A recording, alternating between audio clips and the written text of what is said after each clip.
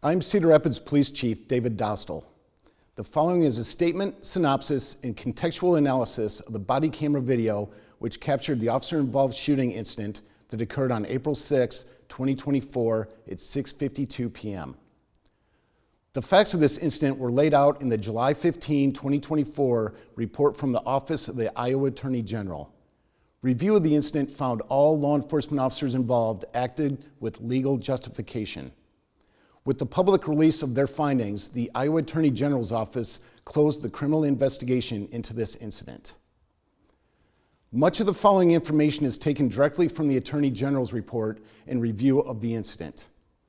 On April 6, 2024, at approximately 2:20 p.m., Charlotte Koppes called 911 and requested officer assistance in taking her son, David Vanderham, to the hospital for a mental health evaluation. Ms. Koppes reported that her son had access to a firearm and described him as paranoid and violent. 2 Cedar Rapids officers responded to the home, and Vanderham agreed to go to the hospital with his mother. Once at the hospital, however, Vanderham refused treatment and left. At approximately 6:37 p.m. the same day, Vanderham made several 911 calls to the Cedar Rapids Joint Communications Center requesting that officers come to his home at 222 31st Street Northeast. During these calls, Vanderham made statements about wanting to fight with officers, that he was going to, quote, kill you all, end quote, and that he was a junkie and did not deserve to live. Dispatchers were again advised by Ms. Koppes that Vanderham had a gun and could be heard saying, quote, David, don't, end quote. Vanderham can be heard saying, quote, headshot, I'm not aiming for knees, end quote. Sergeant Anthony Clinton responded to the area of the residence, took a position of concealment, coordinated positioning and assignments for responding officers. The initial plan was to attempt to make phone contact and de-escalate the situation. During this fluid and rapidly evolving incident, Sergeant Clinton observed Vanderham and his stepfather, John Koppes, exit the home and enter onto the street near a car. Information regarding Vanderham and Koppes was being relayed to responding officers. Sergeant Clinton observed that Vanderham was armed with a gun and he was seen smashing his cell phone on the ground. As officers approached Vanderham, knowing he was armed with a gun, they observed him start walking east on 31st Street Northeast, on which there are residences, apartment complexes, and businesses, toward First Avenue, a busy thoroughfare. Officers developed a tactical plan to include less lethal options. The officer response team included lethal force and taser options. As officers neared Vanderham, they saw he was holding a pistol in his right hand. Officers made multiple commands for Vanderham to drop the weapon. He refused to comply. Vanderham can be seen on officer body cameras raising and pointing his weapon directly at Officer Skylar Mullins, one of the responding officers. At that point, 3 officers fired multiple times on Vanderham: Sergeant Alex Haas, Officer Skylar Mullins, and Officer Emily Habeck. Vanderham was struck by multiple rounds. Mr. Koppes, who had been standing nearby trying to de-escalate the situation, was also struck.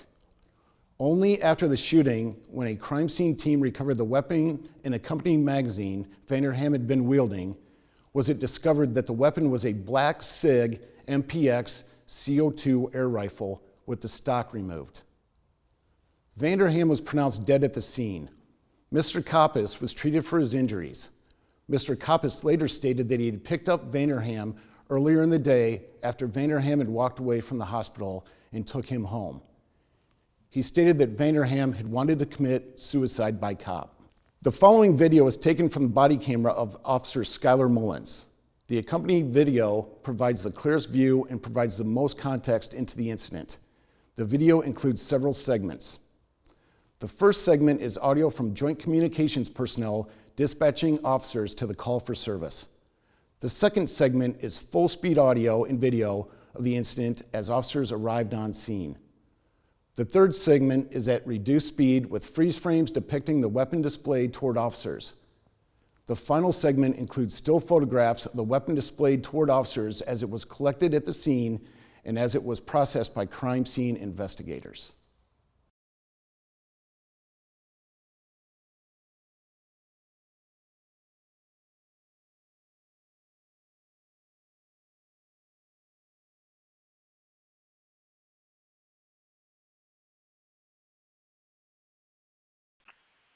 222 31st Street Northeast. Check on David here. We've got some 1096 history with him. David Vanderham, 39-year-old male. He's got a lot of things to say today. He did ask for an officer to fight, and then said that there's no real emergency, but that he wants a bullet and that he's going to kill all of us. He does also say he has knives and guns in the home. Unknown if he actually does.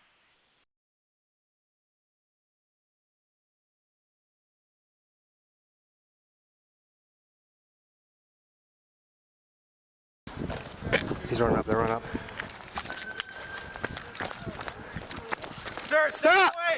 Drop it! Drop it! Drop it! Drop the gun! Drop the gun! Drop it! Drop it! Somebody taser! Somebody taser! Drop.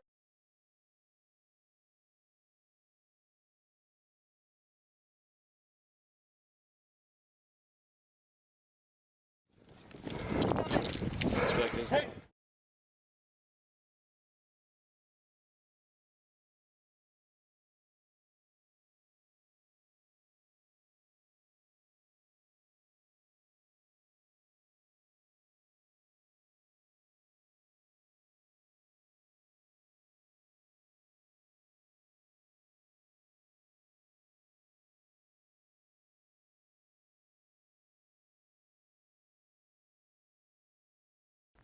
The situation faced by our officers on April 6th is one we trained for but never want to face.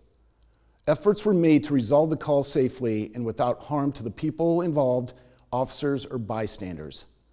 However, as this event developed, commanders and everyone involved were faced with a complicated, quickly evolving situation. David Vanderham expressed a desire to engage with officers and brandished a real-looking replica firearm. The Iowa Attorney General's office independently evaluated and determined the response to this threat against officers was shown to be appropriate. All loss of life is tragic. We extend our sympathies to the family in their time of mourning and wish for Mr. Koppas a complete recovery from his injuries. As the Chief of Police, I am proud of the work done by our department every day. We continue serving the residents of Cedar Rapids with integrity and a commitment to providing the safest possible environment for all. This case underscores the terrible reality for all law enforcement officers. Thank you for your understanding as we worked with the Iowa Division of Criminal Investigation and the Iowa Attorney General's office to review this case.